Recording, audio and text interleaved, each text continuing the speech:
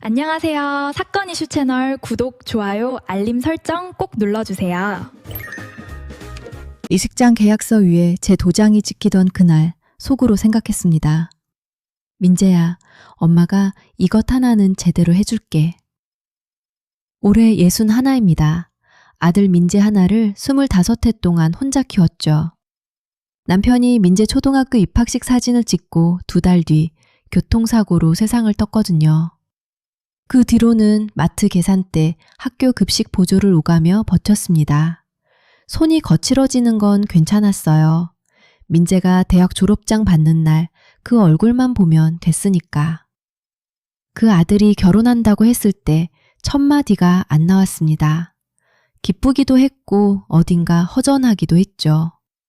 남편이 살아있었다면 얼마나 좋아했을까 싶어서. 상견례 전날 밤 버스를 2번 갈아타고 시장에 들렀습니다.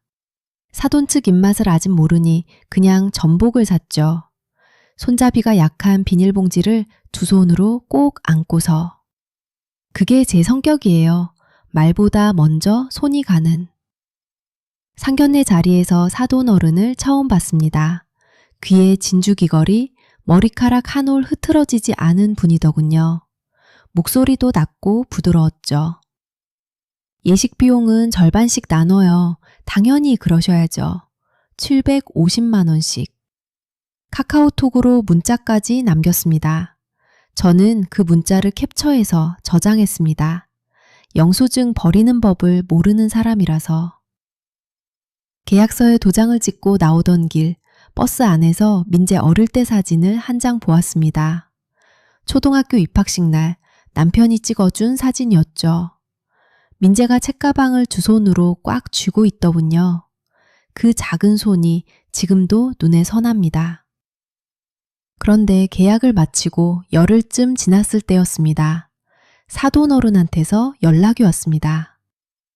복순 씨, 식장 등급을 한 단계만 올리면 어떨까요? 사진이 훨씬 잘 나온다고 하더라고요. 그 웃음이 이상했습니다. 전화기 너머로도 느껴지는 눈은 웃지 않는 목소리. 그땐 몰랐어요. 그게 시작이었다는 걸. 집에 돌아와 통장 잔액을 다시 확인했답니다. 750만 원. 숫자는 그대로였죠. 아직은. 사돈 어른의 전화는 그 뒤로도 이어졌습니다. 한 번은 꽃장식이었고 한 번은 신부 드레스 추가 촬영이었습니다. 매번 말은 부드러웠죠. 어차피 한 번뿐인 결혼식인데 좋게 해야 하지 않겠어요? 그 말이 끝날 때마다 저는 고개를 끄덕였습니다. 아들 결혼식이니까요. 한 번뿐이니까요. 그렇게 스스로를 달랬습니다. 피로연 메뉴 회의가 있던 날이었습니다. 원래 합의한 뷔페 대신 코스 요리로 바꾸자고 했습니다. 하객 수가 우리 쪽보다 그쪽이 많으니 좌석 배치도 그쪽 중심으로 하자더군요. 복순 씨, 당연히 큰 쪽에서 조금 더 내시는 거잖아요. 당연히라는 말이 귀에 걸렸답니다. 언제 그게 당연해졌는지. 합의서에는 반반이라고 적혀 있었는데요. 그 회의 자리에서 이상한 걸 하나 발견했습니다. 양가 어머니들끼리 만드는 단체 카톡방이 있었는데 거기에 제 이름이 빠져 있었던 것입니다. 실수라고 했습니다. 나중에 추가해드리겠다고도 했죠. 그런데 그 나중은 끝내 오지 않았습니다.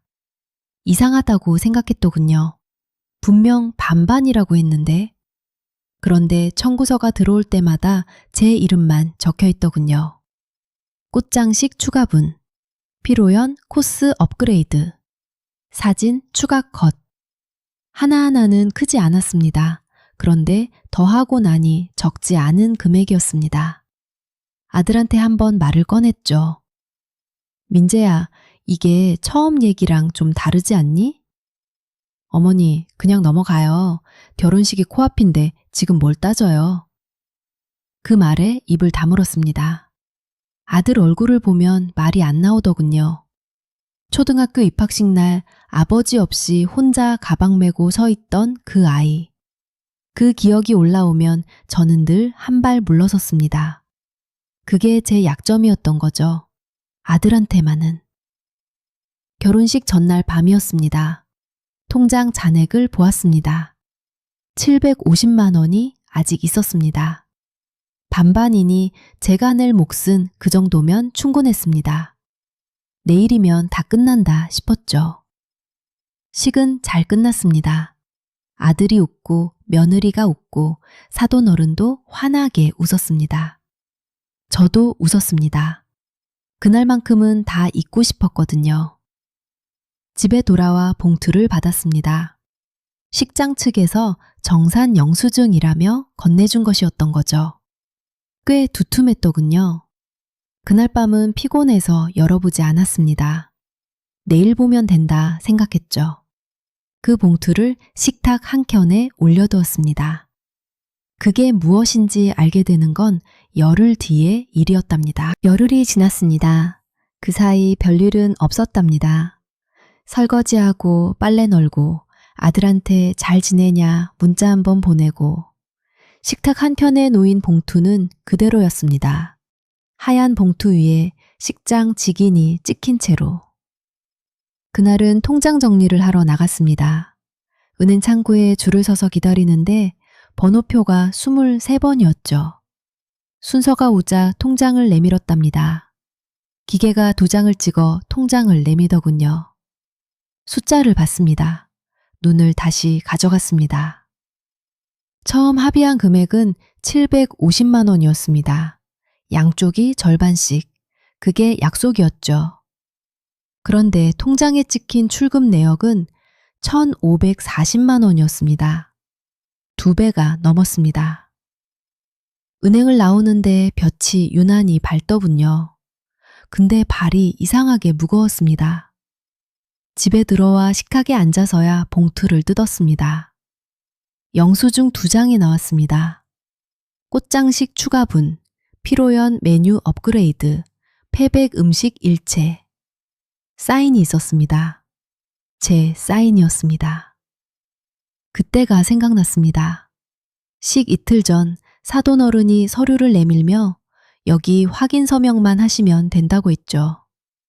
노안이라 잘 안 보인다고 했더니 그냥 이름만 쓰시면 된다고 하더군요. 저는 썼습니다. 아무 생각 없이. 그 순간이 이거였습니다. 핸드폰을 들었습니다. 카카오톡을 열었더군요. 사돈어른과 나눈 대화를 위로 올려갔죠. 상견례 다음 날이었습니다. 제가 먼저 문자를 보냈습니다. 비용은 정확히 반반으로 하는 거 맞지요, 사돈어른? 그쪽 답장이 왔습니다. 당연하죠, 반반입니다. 3글자, 반반입니다. 화면을 캡처했습니다. 손가락이 말을 잘 안 듣더군요. 캡처 버튼을 3번 눌렀답니다. 그러고는 영수증 봉투를 다시 펼쳤습니다.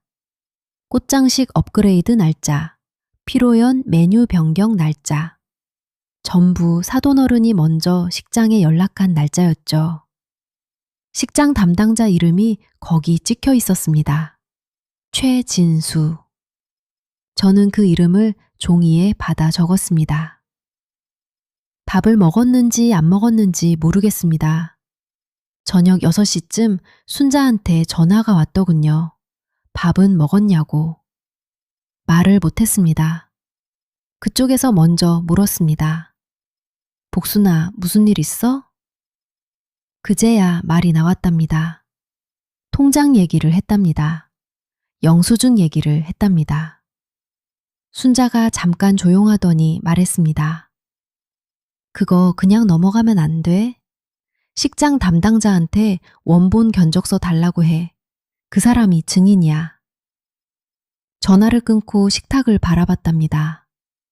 영수증 2장, 카카오톡 캡처, 담당자 이름 적은 종이 나란히 놓여 있었습니다.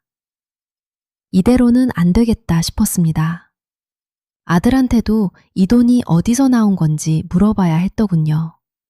근데 그보다 먼저 식장에 전화를 걸기로 했습니다. 최진수. 그 이름 옆에 연필로 동그라미를 쳤답니다. 창밖에 어둠이 내려앉고 있었습니다. 연필을 내려놓고 핸드폰을 들었답니다. 식장 대표 번호를 눌렀습니다. 신호음이 가더군요. 다음날 아침 식장 문을 직접 두드렸더군요. 최진수 담당자는 처음에 난처한 표정을 지었습니다. 그러다 영수증 2장을 보더니 잠시 말이 없었습니다. 원본 견적서가 있느냐고 물었습니다. 그 사람이 서랍을 열더군요. 파일을 꺼내 책상 위에 올려놓았습니다. 거기 찍힌 숫자는 제가 기억하는 그 숫자였습니다. 사본을 요청했습니다. 담당자가 복사기 쪽으로 걸어가더군요. 그걸 받아드는 순간 손이 떨리지 않았습니다. 오히려 차가워졌죠. 그날 저녁 순자 언니가 먼저 아들한테 전화를 했더군요. 민재야, 어머니 혼자 두지 마. 오늘 다 같이 앉아야 해. 아들이 왔습니다. 그리고 사돈 부부도 왔답니다. 아들이 부탁했던 건지 사돈 쪽에서 먼저 나온 건지는 지금도 모릅니다. 거실 식탁에 6명이 앉았더군요. 조용했더군요. 사돈 어른이 먼저 입을 열었습니다. 복순 씨, 혹시 오해가 있으신 것 같아서요. 저희도 적지 않게 썼거든요. 참았답니다. 봉투를 꺼냈었답니다. 카카오톡 캡처를 식탁 위에 놓았더군요. 그 다음 원본 견적서 사본은 그 옆에 펼쳤더군요. 오해가 아니라 기록이 있었답니다. 사돈 어른의 시선이 종이 위로 내려갔더군요. 입술이 한번 열렸다가 닫혔습니다. 손가락이 팔걸이를 찍더군요. 카카오톡 날짜가 선명했습니다. 양가 절반 부담, 총 견적 기준. 그분이 직접 보낸 메시지였답니다. 그게 그때 상황이 바뀐 거잖아요. 식장 등급도 올라갔고. 식장 등급 올리자고 먼저 말씀하신 분이 누구셨어요? 대답이 없었습니다. 사돈 영감이 옆에서 헛기침을 했습니다. 아들이 고개를 들었습니다. 며느리는 손톱을 내려다봤습니다. 아들이 처음으로 입을 열었습니다. 어머니, 얼마가 더 나간 거예요? 숫자를 말했었답니다. 합의 금액의 2배, 230만 원이 더 빠져나갔다고. 아들의 얼굴이 굳었답니다. 장모님, 이건 저도 몰랐던 겁니다. 그 한마디였죠. 사돈 어른이 며느리 쪽을 보았더군요. 며느리는 고개를 돌렸답니다. 그 자리에서 더 이상 아무 말도 나오지 않았죠. 합의서는 짧았더군요. 초과 납부액 230만 원, 한 달 안에 반환. 사돈 영감이 펜을 들었습니다. 사인을 하더군요. 사돈 어른은 끝까지 제 눈을 보지 않았습니다. 현관문이 닫히는 소리가 났답니다. 거실에 저와 아들만 남았었답니다. 어머니, 늦게 알아서 미안해요. 아들 손을 한번 잡았습니다. 금방 놓았더군요. 할 말이 없어서가 아니라 그걸로 충분했더군요. 식탁 위에 영수증 2장이 그대로 놓여 있었답니다. 잘 접어서 봉투에 넣었죠. 버리지 않을 겁니다. 그로부터 2달이 지났습니다. 찬바람이 슬슬 불기 시작할 때였죠. 아침에 창문을 여니 공기가 닫았더군요. 여름 냄새가 빠져나간 자리에 마른 풀 냄새가 들어와 있었습니다. 요즘은 동네 시장 한쪽에 작은 가게 자리를 알아보고 있습니다. 반찬 가게입니다. 마트 계산대는 지난달로 그만뒀죠. 25회를 섰던 자리였는데 막상 마지막 날은 별 감흥이 없었습니다. 그냥 앞치마를 개어서 락커에 넣고 나왔습니다. 가게 자리를 보러 다니다 보면 가끔 그날이 떠오릅니다. 영수증 2장을 꺼내놓던 손. 잠깐 생각하다가 걸음을 옮기죠. 오래 붙잡고 있을 필요는 없더군요. 지난 주말에 아들이 혼자 왔답니다. 며느리 없이 혼자 온 건 처음이었습니다. 별말은 없었어요. 된장찌개 끓여줬더니 2그릇을 먹더군요. 다 먹고 나서 설거지를 하겠다고 했었답니다. 사양하지 않았었답니다. 아들이 수세미를 쥐고 서 있는 뒷모습을 잠깐 봤습니다. 등이 넓어졌더군요. 언제 이렇게 컸나 싶었습니다. 아들이 돌아가고 나서 혼자 식탁에 앉았습니다. 찻잔을 두 손으로 감쌌었답니다. 따뜻했더군요. 억울한 일을 당하면 말하지 말라고들 합니다. 긁어 부스럼 된다고요. 저도 오래 그렇게 살았습니다. 근데 그날 영수증을 꺼내면서 알았어요. 참는 게 다 지혜는 아니더라고요. 기록 하나가 말 1000마디보다 묵직했습니다. 지금 이 이야기를 듣고 계신 분들 중에 뭔가를 꼭 눌러두고 계신 분이 있을지 모르겠답니다. 억울한데 말 못하는 그 무게. 저는 그게 얼마나 무거운지 압니다. 영수증이든 문자든 기억이든 버리지 마세요. 때가 되면 씁니다. 찻잔 안에 김이 올라왔다가 사라지더군요. 창밖에 바람이 지나갔습니다. 가을이었습니다.